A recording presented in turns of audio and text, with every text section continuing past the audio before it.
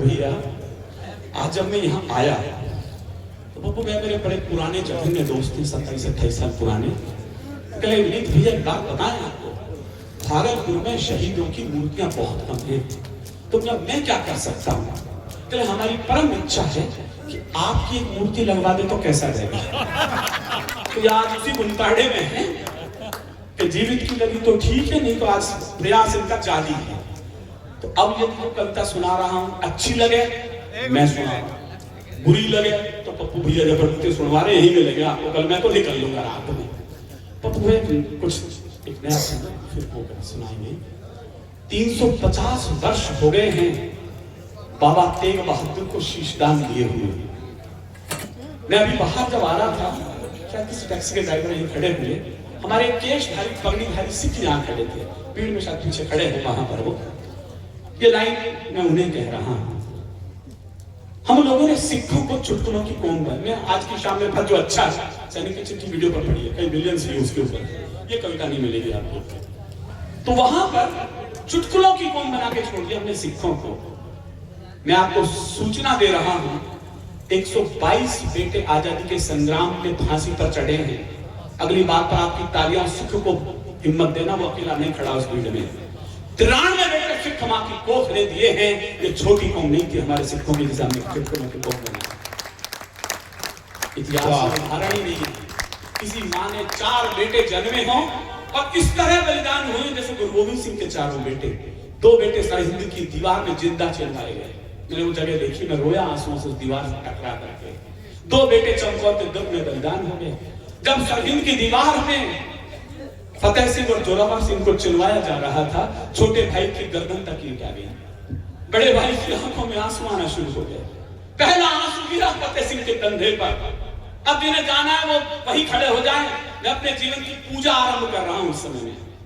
पहला आंसू गिरा छोटे के कंधे पर, धीरे से देखा यह कंधा कैसे भीगा। बड़े भैया रो रहे थे। उसने कहा बड़े भाई बलिदान का वक्त आ गया, डर गए, रोने लग गए। कहले नहीं, गुरु गोविंद सिंह की संतान मौत से क्या डरेगी। क्या लगा फिर रोए क्यों? मेरे रोंगटे खड़े। जो बात बड़े भाई ने छोटे को कहा, उसने कहा छोटे बलिदान से नहीं डरा, लेकिन इस दुनिया में पहले मैं आया था और जा तू रहा है, कलेजा भरा तुझे देखा।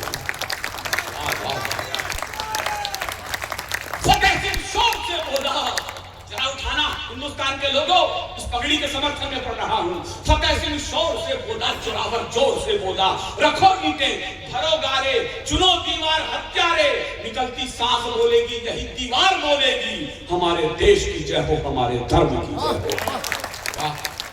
यहाँ नई पीढ़ी के बच्चे बैठे, गूगल सर्च कर लेना जैन जी के बच्चों, पूरी दुनिया में आज तक वर्ल्ड रिकॉर्ड टूटा नहीं है।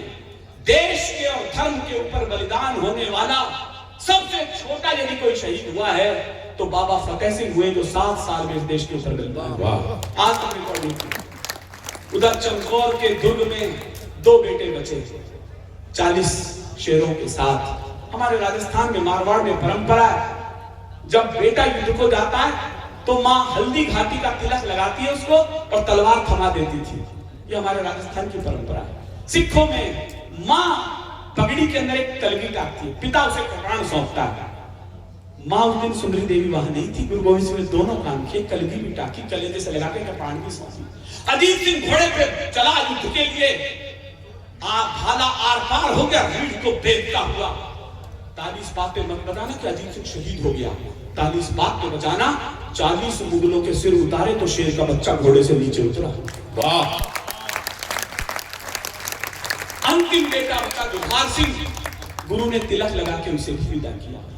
जब भाई को भाला आर पार हो रहा था, वो ऊपर खड़ा था किले पर, देखा भाई लहूलुहान हो गया है, छोटा बच्चा था। थोड़ी देर बाद युद्ध से वापस आ गया। गुरु गोविंद समझ में शायद डर गया है। कहले वापस कैसे आए? कहले पिताश्री प्यास लगी है, पानी पिला दो। या ताली बजाना मत, या वीर बाल दिवस को सार्थक करना।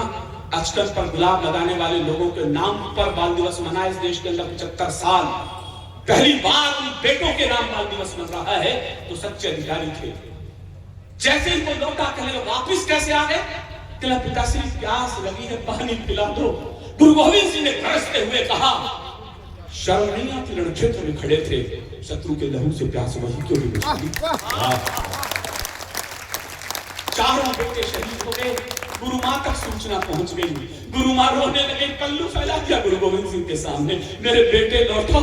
गुरु गोविंद सिंह बोले वो तो देश के काम आ गए, कहना फिर मुझे मरने की अनुमति दो, मेरी कोख खाली हो गई। गुरु गोविंद सिंह बोले गुरु ग्रंथ में कहीं नहीं लिखा कि बलिदान के बाद माए आत्महत्या करेंगे, क्या फिर मैं जीऊं तो जीऊं किसके लिए? भागलपुर के लोगों में एक अभियान लेकर के चलाऊं, उसे आज आपके बीच प्रस्तावित कर रहा हूं। मुझे खुशी है कि चंडीगढ़ एयरपोर्ट का नाम बदलकर इस देश के अंदर शहीद भगत सिंह एयरपोर्ट इस मुल्क में किया जा चुका है। ये अच्छी सूचना है इस देश की। मैं आपकी कमजोर तालियों के बीच एक ऐलान कर रहा हूं, मैं उस दिन इस कविता को पढ़ना बंद कर दूंगा जिस दिन ये 2 लाइन से एयरपोर्ट पर लिख दी जाएंगी, जो गुरु गोविंद सिंह ने गुरु मां से कहा। जब गुरु मां ने कहा कि मेरे बच्चे लौटाओ, मैं मरना चाहती हूँ, जीऊं तो जीऊं किसके लिए?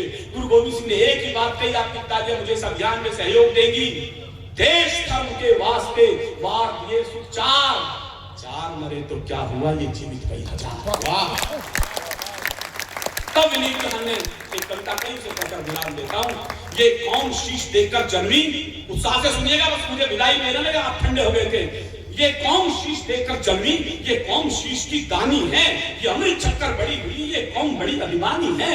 जब जब हम पर संकट आए, इस पगड़ी ने बलिदान दिया, गुरुओं ने मस्तक चढ़ा दिए अपने प्राण पे। 350 वर्ष शहीदी पर्व पर पढ़ रहा हूं तेग बहादुर के। पटना साहिब दूर नहीं है यहाँ से, तो जब आप पहुंचे उस वीर के लिए तालियां। ये कौम शीश देकर जन्मी, ये कौम शीश की दानी है, ये अमृत चक्कर बड़ी हुई, ये कौम बड़ी अभिमानी है। जब जब हम पर संकट आए, इस पगड़ी ने बलिदान दिया, गुरुओं ने मस्तक चढ़ा दिए, अपने प्राणों का दान दिया। कुछ आरे से चिरवाया, कुछ थे मुई से जलवाए, कुछ सूली ऊपर टांग दिए, कुछ दीवारों में चनवाए।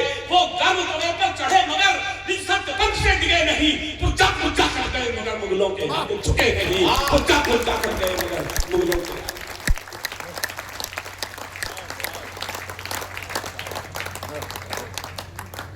बहुत बहुत बधाई आदरणीय भाई साहब ने इस कवि सम्मेलन को कवि सम्मेलन बना दिया।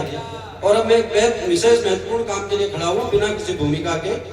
ये पूरा जो जिन्होंने इस अनुष्ठान को चलाया है उनके आचार्य को बुलाना चाहता हूँ। मैं क्या बुलाऊं, बुलाएगी आपकी तालियां। जो बात में से बात निकाले वो कलमकार होता है, जो बात में से जज्बात निकाले वो कलमकार होता है।